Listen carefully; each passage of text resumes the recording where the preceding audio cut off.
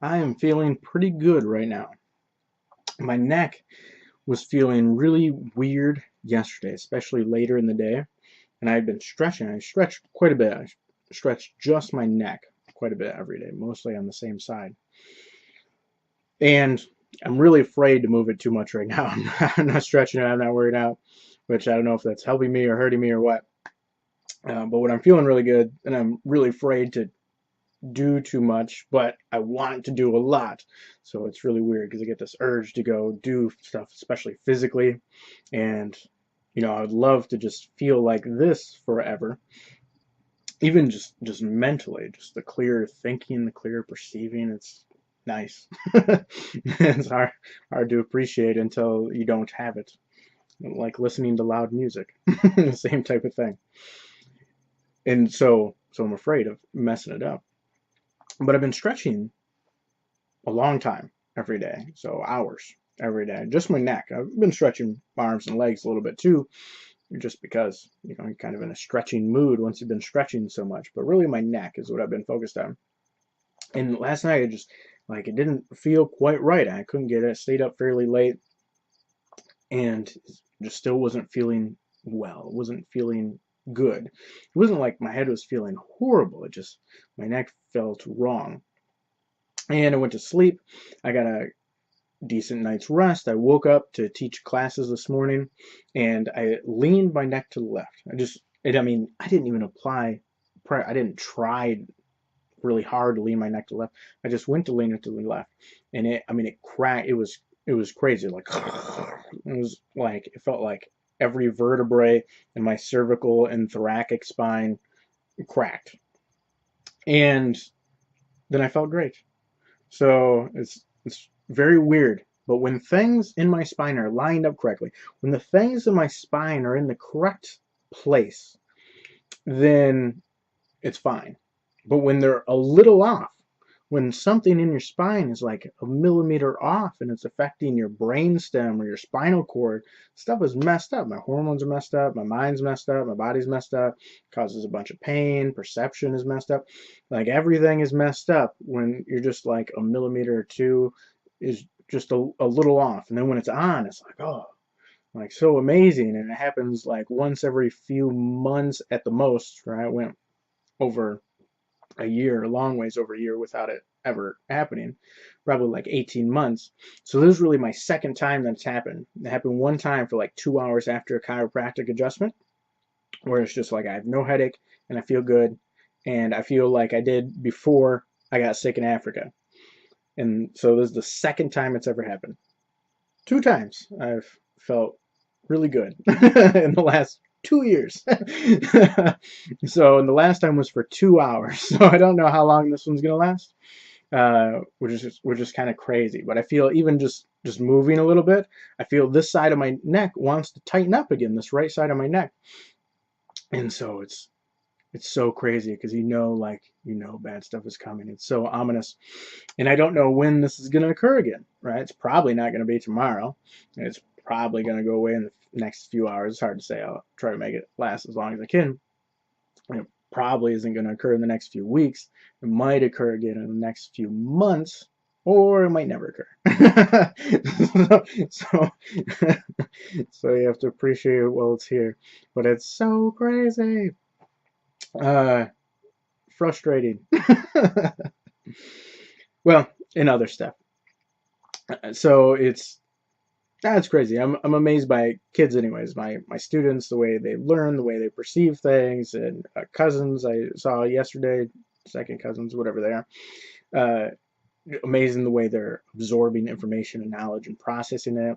And Evie, Eclaire, Evelyn, my niece. It's interesting how she's like 8 months old now. How she's processing crawling and pulling herself up on stuff and just interacting with people. It's amazing to see how they're processing everything. So it's very interesting. And I've been thinking about I need to get more on purpose. Always, you're right. You can't be too much on purpose, too much on priority. You have to always be more on purpose, more on priority. I think is one of my major issues. Accepting limitations, being on purpose. These are issues that I've had that I'm working on. But what do I really want to write? And the stuff I've really enjoyed has been like life-changing stuff, perspective-changing stuff. It's been all-consuming at the time. Books that I haven't read in years and years. I mean, some books that I haven't read in decades.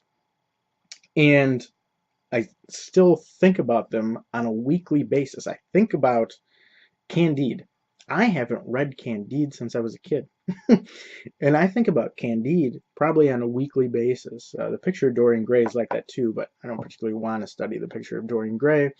And Faust, same type of thing as Dorian Gray, actually. It's amazing. I haven't read it in, I don't know, 15 years or something like that, but I think about it probably on a weekly basis, which is insane. It sticks with you.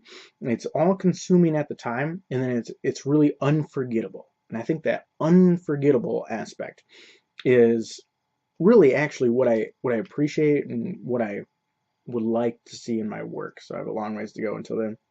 But I'm really working on something that's due in a handful of days here for a contest called the X Prize Writing Contest, which is unique because it has to be positive about technology in the future, and a lot of science fiction / bordering on fantasy stuff, future stuff, they're dystopias, right? There's not like happy-go-lucky stories aren't super popular because they're not very suspenseful. They don't have a bunch of emotion or conflict in them.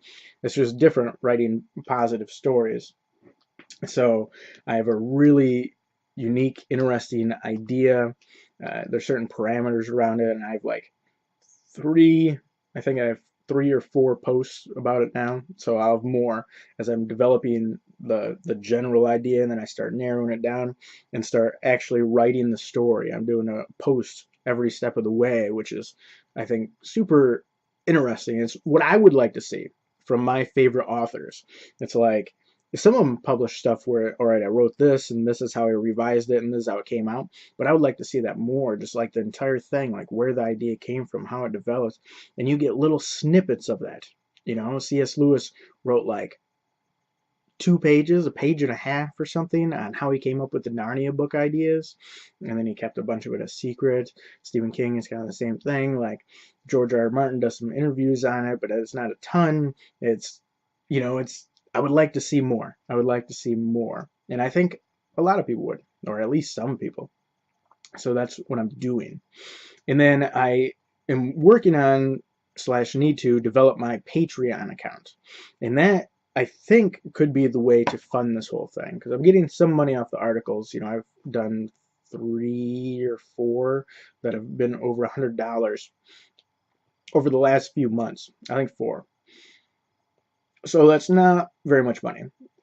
And to a large extent, I see that it's hard for people to consistently produce money on Steemit. It's a cryptocurrency account thing. So that is probably not necessarily the direction to go. And some people are doing really well on their Patreon account. I see an author, she's a New York Times bestseller, but she started a Patreon account. She brings in, I think, $11,000 a month. And there was another one that brought in like $16,000 a month, and they write blog posts. Wait, but why? Wait, but why? Brings in $16,000 a month on Patreon. So it's definitely possible. Now, those are 2 hugely popular things, obviously, but it's definitely possible to set it up like that. And it's really where people either pay you for every article or thing you come out with, or story, or they pay you just on a monthly basis, $1, $10, $20 a month, whatever. There's you can develop whatever range you want. So I think that's a very unique funding direction. The issue I have with it is to get people to go to higher levels instead of funding at $1, where you're basically just saying thank you. Most people are to fund at $5 or $10 or $20. They give them different things. So only if you fund for $10 a month do you have access to these stories. Only if you fund for $20 a month do you have access to these videos. And I would prefer not to do that, because if I'm making the videos, I would prefer that they're just available if people want to see them. If I'm writing this stuff, I'd prefer if it's just available. I wouldn't like to create artificial scarcity. That's all it is, right? It's not harder for the person to make a video and show it to 10 people or make a video and show it to 100 people. It's the same. It doesn't make any difference. So all you're creating is artificial diversity to try to get more money. And I'd prefer to try to not create artificial diversity because there doesn't need to be any.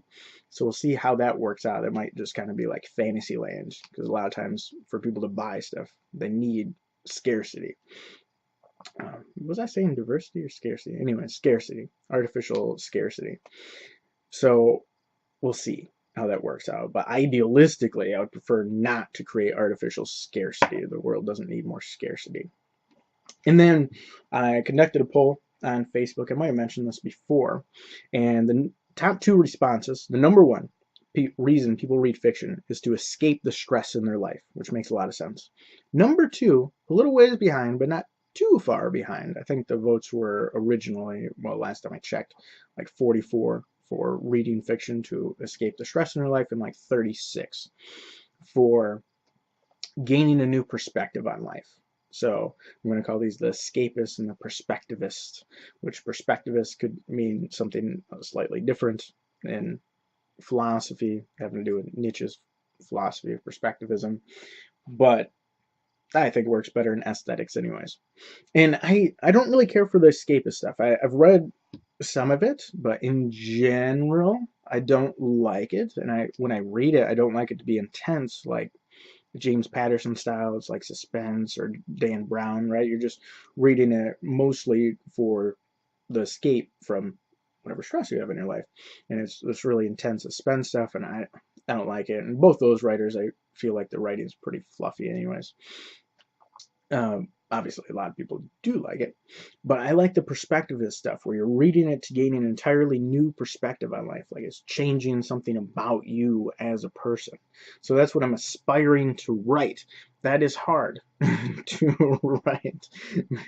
So we'll see. Maybe, everything won't live up to that necessarily, but that's kind of the goal, is to write that type of thing. So we'll see how it goes, and we'll see how long this good feeling lasts as well. I'm trying to not get this side of my neck to tighten up, just stay nice and loose.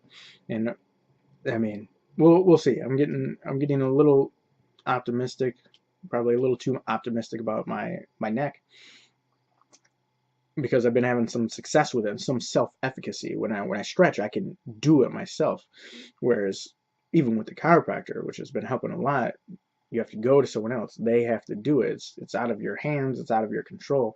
The more that I can bring into my locus of control, and the more self-efficacy I have, then one, the more freedom it allows me, because that means I don't have to see someone else all the time. And two, it just feels better because you can do something. You can do something about it. So even this little bits of progress feel pretty good. So we'll see how all those things go.